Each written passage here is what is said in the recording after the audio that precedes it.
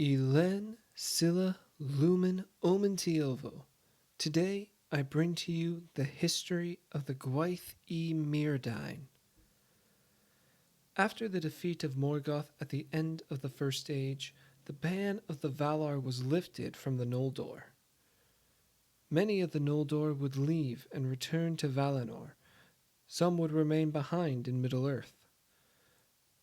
These Noldor stayed behind, for in their hearts they desired to turn Middle-earth into as beautiful a place as Valinor. Celebrimbor was chief amongst these elves. He was a great craftsman, much like his grandfather Feanor. So Celebrimbor founded the Gwaith-i-Mirdain in Lindon. The Gwaith-i-Mirdain, or Brotherhood of the Jewelsmiths in common speech, were the greatest craftsmen of the elves and were Noldorin in descent.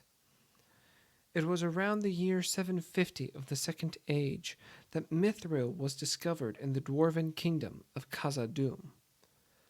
The Mirdain desired to trade with the dwarves for Mithril, as the possibilities and crafts that could be forged were limitless. So Celebrimbor took the Mirdain and established Eregion. The Mirdain and the dwarves of Khazad-dûm grew a great and lasting friendship.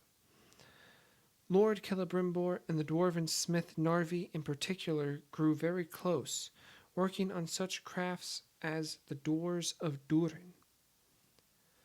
Mithril was traded, and the Mirdain began to craft with the greatest metal in Middle-earth. The Gwaith-i-Mirdain became renowned crafters, with word of their works and feats spreading throughout Middle-earth. In the year 1200 of the Second Age, a mysterious being came to Eregion, offering knowledge and words of wisdom. The Mirdain received word from High King Gil-galad not to let this being into Eregion, and Galadriel informed Celebrimbor of her mistrust of this being. But Celebrimbor would not listen to them, for in his heart he was ensnared by the promises from this being, who called himself Annatar, the Lord of Gifts. Annatar would teach the Mirdain new techniques and brought much desires of power. Soon ideas began to sprout of making Middle-earth more beautiful and grander than Valinor. With these thoughts, Annatar spoke to the Mirdain about the Rings of Power. With these rings, the Mirdain would be able to accomplish great feats unparalleled. The learning of such crafting was long, and many lesser rings were created throughout the years, as Gandalf tells Frodo in the Fellowship of the Ring. In Eregion, long ago, many elven rings were made. Magic rings, as you call them. And they were, of course, of various kinds, some more potent and some less.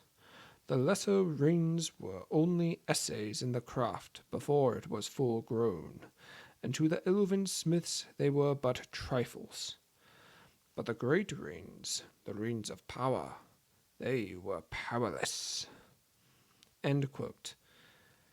For the centuries, the elves crafted under the guidance of Annatar, and together they forged 16 great rings. With the completion of these rings, Annatar departed Eregion. Celebrimbor would then, in secret, create 3 more elven rings. These rings would be the pride and joy of the Mirdain. It was these rings that saved the elves from ensnarement by Annatar, who, upon creating the one ring, revealed himself as Sauron. The elves, upon realizing they were deceived, took off the rings and would hide them. In 1695, war would come to Eregion, and just 2 years later, Os-in-Ethil, the great city of the jewelsmiths, were sacked. Celebrimbor would be tortured and killed after giving up 16 of the rings, but he would not give up the 3. With their city burned, their leaders slain, and most of their works lost, the Gwaith-i-Mirdain was dissolved. those who survived the slaughter would retreat with Celeborn and Elrond to Rivendell. After the war was won, Eregion was never resettled, and many of the survivors would depart Middle-earth for Valinor, at last giving up their dream. And so ended the Gwaith-i-Mirdain. Thank you all for watching. I hope you all enjoyed. As always, feel free to like and subscribe for more content. Please let me know how I can better improve these videos. Thanks, and as the elves say, Namarie.